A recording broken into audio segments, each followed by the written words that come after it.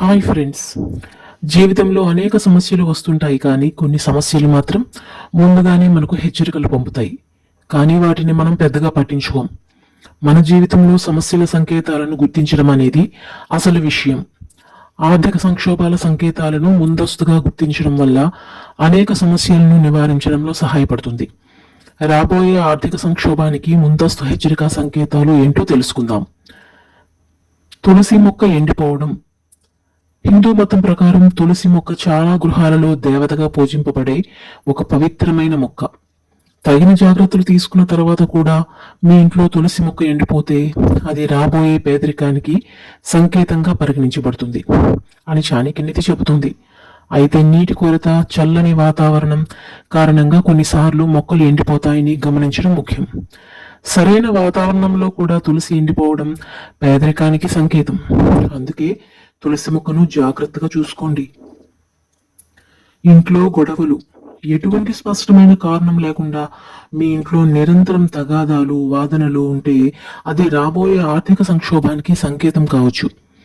గ్రహదోషం లేదా వాస్తుదోషం వంటి సమస్యలు కూడా దీనికి కారణమని చాణక్యుడు నమ్మాడు. కారణం లేకుండా ఇంట్లో పెద్ద పెద్ద గొడవలు జరుగుతాయి. దీనితో అనేక సమస్యలు వస్తాయి.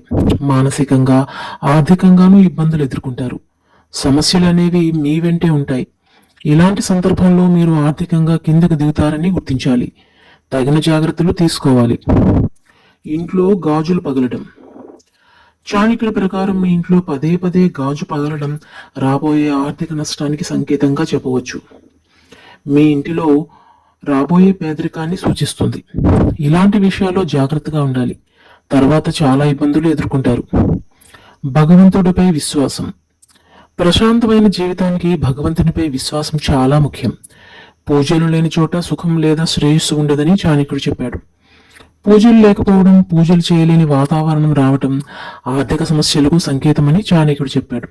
అందుకే నమ్మకంతో భగవంతుడిని పూజించడం అనేది ఉండాలి. అప్పుడే ఆనందంగా ఉంటారు. లేదంటే ఆర్థిక సమస్యలు మిమ్మల్ని ఇబ్బందులకు గురి చేస్తాయి. పెద్దలపై గౌరవం. పెద్దలను గౌరవించడం భారతీయ సంస్కృతిలో భాగం.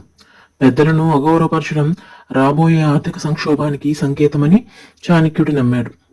పెద్దల పట్ల అమర్యాదగా ప్రవర్తించేవారు జీవితంలో నిజమైన ఆనందాన్ని పొందలేరని అన్నారు.